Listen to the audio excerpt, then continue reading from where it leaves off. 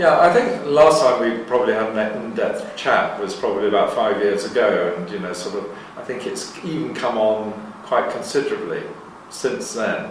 I think over the years, since when we started, which was near on 30 years ago, we sort of developed a system for counting logos on boards and cars and things like that for all the sponsors. And people evaluated that, they put an ROI value on that to compare it with advertising.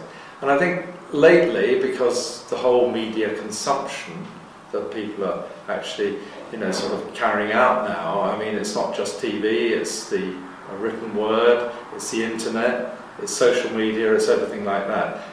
Clients, from our point of view, whether they're rights holders or sponsors or actual teams, which can be rights holders as well, have been looking to change their marketing program, their marketing strategy, which from our point of view, from a research company's point of view, means that we've got to slightly adapt to that as well.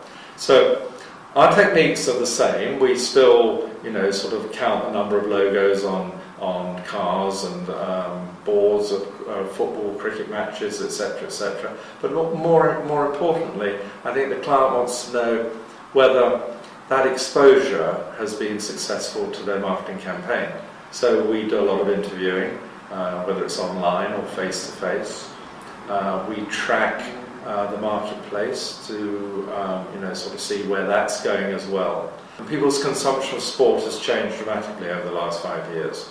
Not only is it TV, but it's obviously what we call second screen, or the mobile phone, or the iPhone, or the iPad, or downloads from different areas. And people also sort of store up what they watch and replay it on Sky Plus or the equivalent version, or BT personal video recorder type analysis, where they will watch not necessarily live sport, but they will watch roundups on second screen. So the live transmission is still very important, but what we call deferred or highlights is becoming more and more important. I'll give you an example. In Formula One, live audiences have remained reasonably static over the countries in which it's broadcast. But somewhere like China, where the TV audience is not great, tablet or second screen watching has become huge. And that is possibly because they, being an emerging nation, they haven't been brought up in the sophisticated TV world.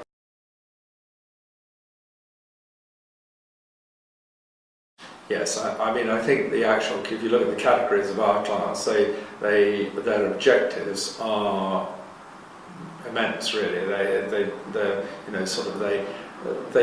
They're different. A new brand in the marketplace will naturally want to have media exposure.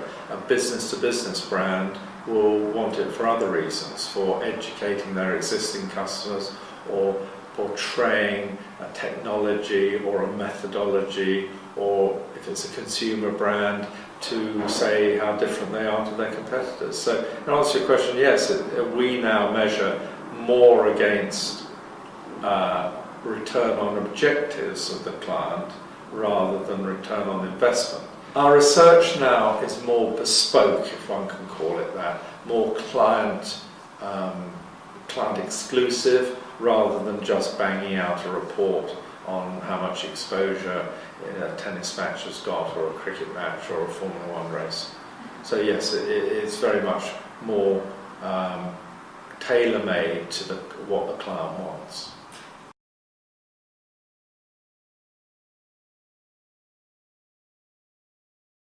From our point of view, it's quite a complicated way that we track it. And I suppose, whilst the numbers are important, the impressions, the actual followers, etc., are very important. Putting a value on that is quite complicated to do.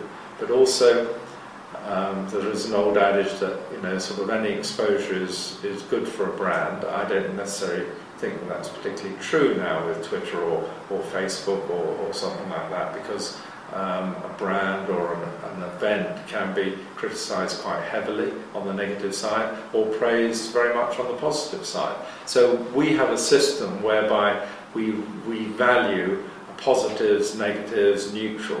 And it's actually quite interesting that quite a lot of the comments on Twitter are actually neutral. Sort of the tonality of it is, sort of, if you have a scale of 1 to 10, they're probably 5. They comment on it. Oh well, we watched Arsenal versus Chelsea, and etc. etc.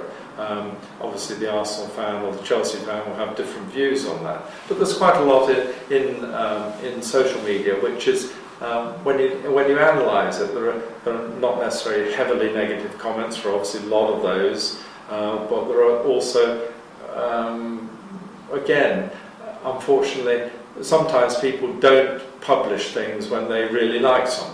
So you get the balance in between. So it's a complicated methodology that we adopt now. Far more complicated than it was when we started, which was just counting a number of people that watched a football match, and actually the exposure of the logo or the actual sort of name on the board.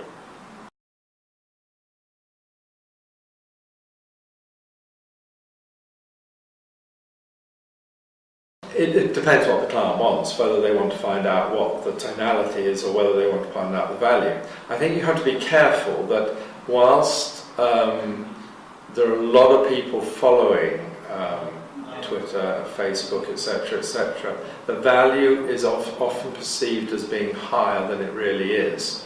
And that's purely because at the moment the cost per thousand, or the advertising rate card on those channels, if one can call it that, are not as high as they are on traditional advertising. So our business is related to what it would cost to advertise, the advertising equivalency value as a measure. And there are various theories about whether that's the correct measure or not, but the industry standard is that. And we all, it's a very new phenomenon, it's very new media.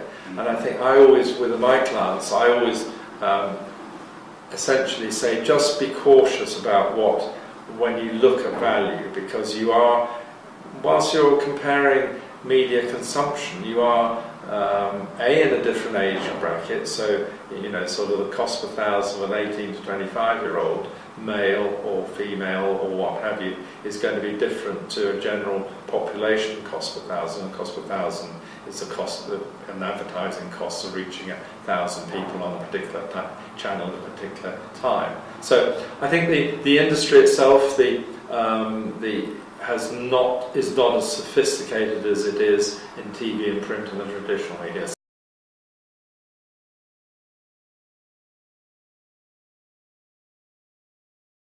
Yes, that is absolutely. And going back a little bit further also, this was the challenge when we started producing research for sponsorship, because people always used to say that advertising was more effective than sponsorship because you could have a jingle or you could explain what the product is, whereas sponsorship on TV, or if you're privy to board of the mat, it's purely just seeing that brand.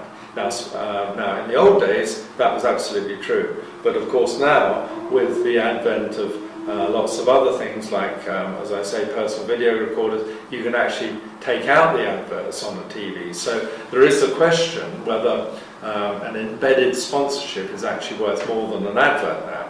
But going to your point about social media, yes, interaction and actually mentioning the brand and saying, an example, but sort of an Emirates. Oh yes, we flew Emirates to Dubai the other day, and the flight was fantastic. And someone might put on Twitter or Facebook or a picture of sort of them sitting in their seat in the Emirates plane on Facebook. Now that obviously has a greater value than just seeing an Emirates board at Arsenal.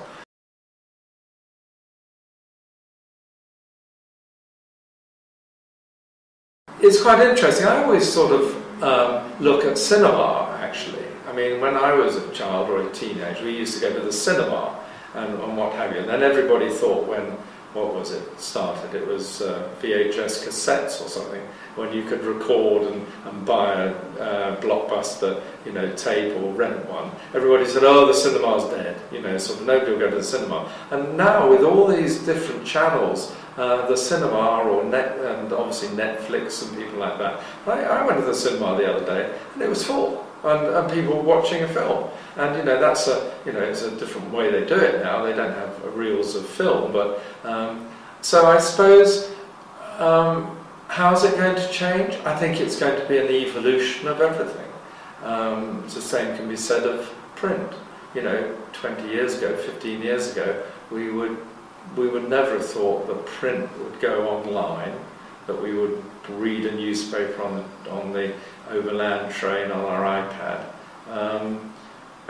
But still, newspapers, okay, they've reduced the number that they sell. So I think it'll be. I'm of the opinion that actually people are better informed now. I don't know whether necessarily kids at school their general knowledge is better, but I think they're certainly better informed with current affairs because it's in your face, it's on your iPhone. Every time you sort of fire up your iPhone, and if you've got an app for BBC News, you can find out what's happened.